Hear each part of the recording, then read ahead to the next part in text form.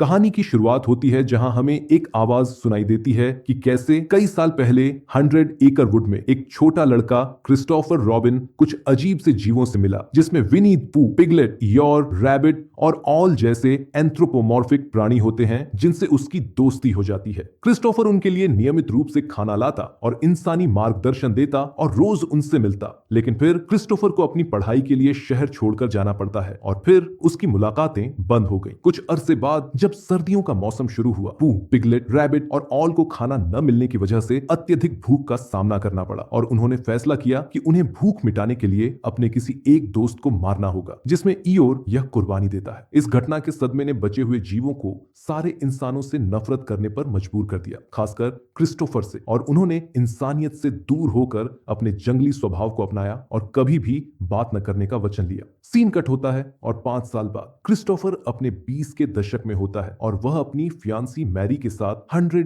एकड़ वुड के अंदर हाइकिंग करता है, पू, पिगलेट और बाकी जानवरों से मिलने के लिए। अपने लंबे अंतराल के बाद क्रिस्टोफर अपने पुराने दोस्तों से दोबारा जुड़ने की कोशिश करता है और मैरी को उनसे मिलवाने की कोशिश करता है, जो पहली और अकेली इंसान है जिसे वह वुड में लाया है। मैरी शक करते हुए कहती है कि क्रिस्टोफर की कहानियां बस एक कल्पना है, कि शायद जब वह छोटा था तो वह इन सब के बारे में बहुत ज्यादा सोचता था, जिसे वह सच मान चुका है। लेकिन फिर उसकी बात मान लेती है। उन्हें अचानक से कुछ डरावनी आवाजें सुनाई देती हैं, जिसे सुनकर मैरी डर जाती है, लेकिन क्रिस्टोफर कहता है कि यह उनके दोस्तों की ही आवाज है। काफी देर जंगल में घूमने के बाद जब क्रिस्टोफर अपने पुराने दोस्तों को नहीं ढूंढ पाता तो वह परेशान हो जाता है और उसे डर होता है कि शायद उनके साथ कुछ बुरा हुआ होगा। वह वहां कुछ डरावनी चीजें देखते हैं, जैसे कि एक कब्र जिस पर ईयोर लिखा होता है। फिर एक ट्री हाउस में पहुंचता है जहां क्रिस्टोफर पहले अपने दोस्तों के साथ खेलता था, जो अब बड़ा, डरावना और खाली लगता है। उन्हें अचानक कुछ आवाजें सुनाई देती हैं, जिसे सुनकर वे दोनों चुप हो जाते हैं। काफी देर चुप रहने के बाद जब वे बाहर निकलते हैं तो एक डरावना पिगलेट अचानक से वहां आता है, जो मैरी को चेन से पकड़कर उसका गला घोंट कर मार देता है, जिससे क्रिस्टोफर हैरान रह जाता है। वह भागने की कोशिश करता है कि इतने में पू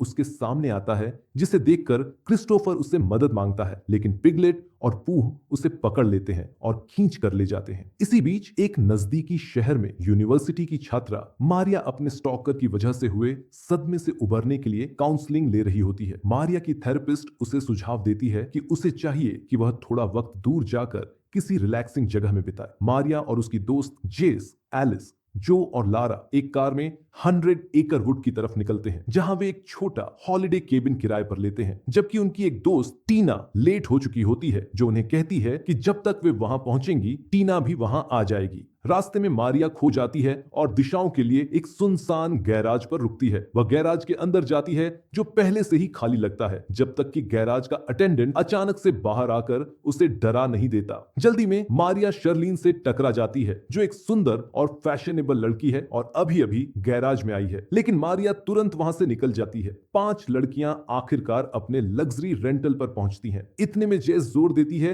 कि सब लड़कियां अपने मोबाइल फोन दें, ताकि वे ठीक से दुनिया से डिस्कनेक्ट कर सके, ताकि वे नेचर का मजा उठा सके। लारा इस बात का विरोध करती है, लेकिन जेस जोर देती है और वे सब फोन को एक ड्रॉर में रख देती हैं। सब लड़कियां फिर अपने अपने रूम में चली जाती हैं। सभी लड़कियां साथ बैठी होती हैं कि अचानक अपनी दोस्त टीना के बारे में सोचती हैं, जो उनके साथ जुड़ने वाली थी लेकिन अब तक नहीं पहुंची है। लेकिन उन्हें यह नहीं पता कि टीना, जो अपनी कार ड्राइव कर रही थी, वुड्स में खो गई है और उन्हें कॉल कर रही है दिशाओं के लिए। वह वहां घूम ही रही होती है कि इतने में पूह टीना को ढूंढ लेता है और वुड्स में उसका पीछा करता है, जब तक कि वह एक वर्कशॉप में नहीं पहुंचती, जहां पूह उसे पकड़ लेता है, उसकी शर्ट फाड़ देता है और उसे मारकर एक वुड चिपर में डाल देता है, जिसमें वह पूरी तरह क्रश हो जाती है। फिर पूह अपने ट्री हाउस में नजर आता है, जहां उसने क्रिस्टोफर को कैद किया हुआ होता है और उसकी फियांसी का कंकाल भी वहीं लटकाया हुआ होता है। पूह उसे उसकी मरी हुई फियांसी का खून छिड़क कर टॉर्चर करता है। क्रिस्टोफर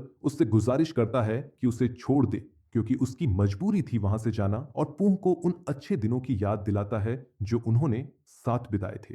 पूह को अपने बचपन के क्रिस्टोफर की याद आती है, जो उससे बात करता था और उनके साथ खेलता था, और यह याद उसे पागल कर देती है। पूह फिर क्रिस्टोफर को योर की पूंछ से मारता है और उसे उसकी मरी हुई फियांसी मैरी के कंकाल के साथ छोड़ देता है, जिसका मांस पूह और पिगलेट ने खा लिया था। उसी रात लारा बाहर के हॉट टब में रिलैक्स कर रही होती है और अपने फोन से सेल्फी लेती है, लेकिन अचानक उसे एक सेल्फी में गलती से पूह का रिफ्लेक्शन दिखाई देता है जो दूर से उसे देख रहा होता है। लेकिन लारा इसे दोस्तों की तरफ से किया हुआ प्रैंक समझकर नजरअंदाज करती है, जबकि बाकी लड़कियां अंदर इकट्ठा होती हैं और मारिया को सपोर्ट करती है जब वह अपनी कहानी सुनाती है कि कैसे एक आदमी ने उसका पीछा किया था और फिर एक रात उसके कमरे में घुसकर उसे मॉलेस्ट किया जब वह सो रही थी, जिससे वह बहुत ज्यादा डिप्रेस हो गई थी। इतने में पूह और पिगलेट लारा को किडनैप कर लेते हैं। वह उसे एक रोड पर बांध देते हैं और उसके सिर पर से गाड़ी गुजारकर उसे मार देते हैं। उसकी चीखों की आवाज सुनकर मारिया और जेस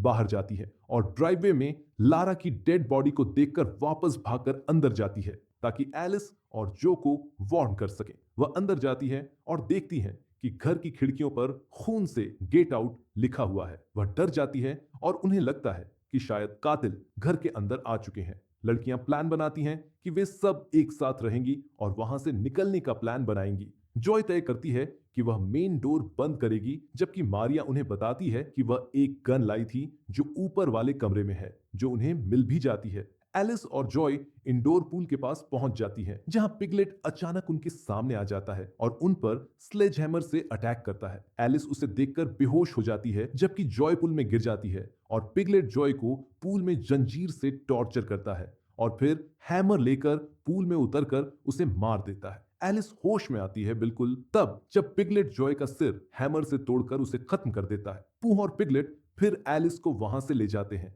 जिसे मारिया और जेस देखते हैं। वे उनका पीछा करती हैं और पूह के ट्री हाउस तक पहुंचती हैं।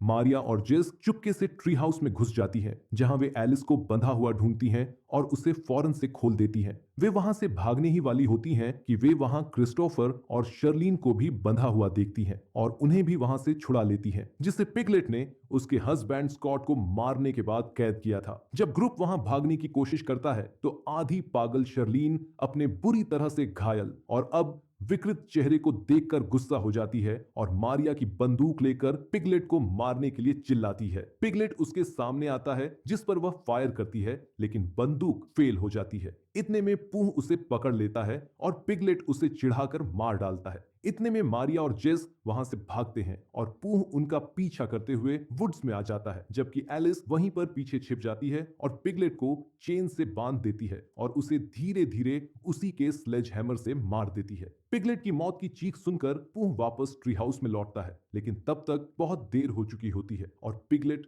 मर चुका होता है। पूह वापस पहुंचता है और एलिस को एक बड़े चाकू से उसके मुंह के अंदर घुसाकर मार डालता है और उसका सिर दीवार पर टांग देता है। इसी बीच मारिया और जेस उसे देखकर रोड पर भागते हैं और एक कार को रोकते हैं, जो कुछ लोकल आदमियों लोगन, टकर, जॉन और कोल्ट द्वारा चलाई जा रही होती है। वे लड़कियों को ले जाने के बजाय पूह से लड़ने का फैसला करते हैं। जब पूह वापस आता है तो आदमी उसे धमकाने की कोशिश करते हैं और फैसला करते हैं कि वे उससे लड़ेंगे, लेकिन पूह उन सभी को एक एक करके बेरहमी से मार डालता है। मारिया और जेस कार में बंद हो जाती हैं और मारिया पूह को कार से कुचलने की कोशिश करती है, लेकिन पूह कार के पीछे से उस पर चढ़ जाता है और उन्हें डराने लगता है। मारिया बुरी तरह डर जाती है और वे एक पेड़ से टकरा जाते हैं। क्रैश के बाद की हालत में मारिया देखती है कि पूह जेस को उसकी सीट से बाहर खींच रहा है। वह उसका सिर काट देता है और खून से सना हुआ सिर कार की विंडशील्ड पर फेंक देता है। पूह फिर मारिया पर हमला करता है, लेकिन इतने में अचानक क्रिस्टोफर दूसरी कार चलाते हुए आता है